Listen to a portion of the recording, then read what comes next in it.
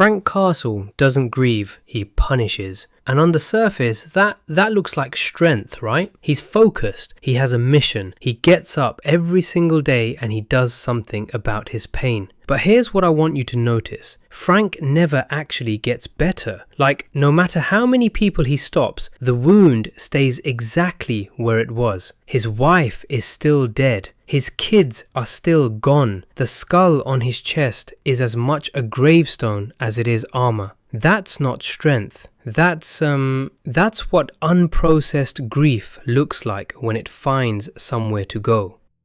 So most people think grief is just sadness, and it is partly, but grief is really, and this is important, it's the gap between what was and what is now. It's the mind trying to reconcile a reality it hasn't accepted yet. When someone we love dies, or when we lose something we built our whole identity around, the psyche has to do some really serious work. It has to update its entire model of the world, and that takes time. And it requires you to sit with the loss, not outrun it. Frank Castle never sits with anything, he redirects. The moment grief surfaces, anger takes over. And anger, psychologically speaking, has a lot of, advantages over sadness. It has direction. It feels like control. Sadness makes you feel powerless. Rage makes you feel like you're actually doing something. But it's a substitution, not a solution.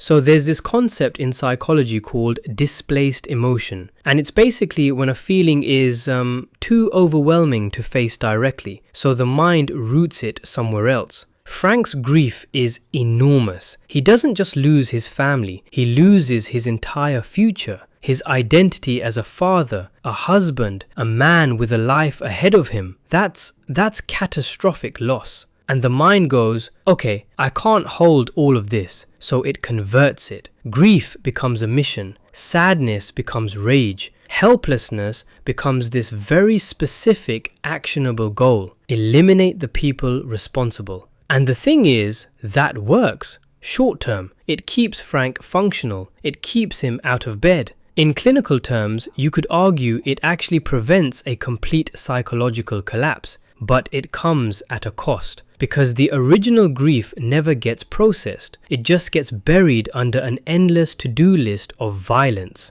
And you can really see this in how Frank is written. He's not at peace when he wins a fight. He's not satisfied when the person who ordered the hit is finally dead. Because the actual problem was never them. The actual problem is a loss that no amount of punishment can undo.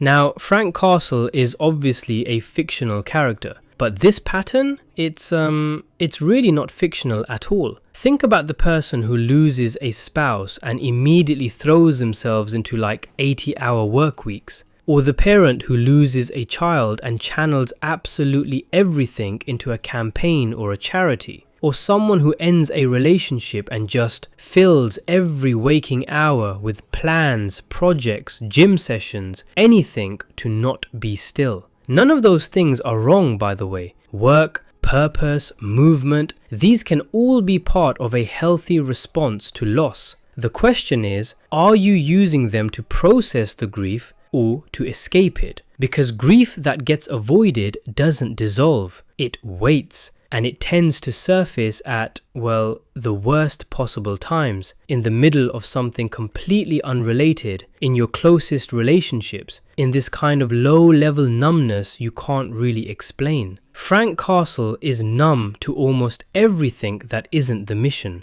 and that's a tell. When grief goes underground, it takes a lot of other things with it. Joy, connection, the ability to just be present with the people who are still alive and still need you.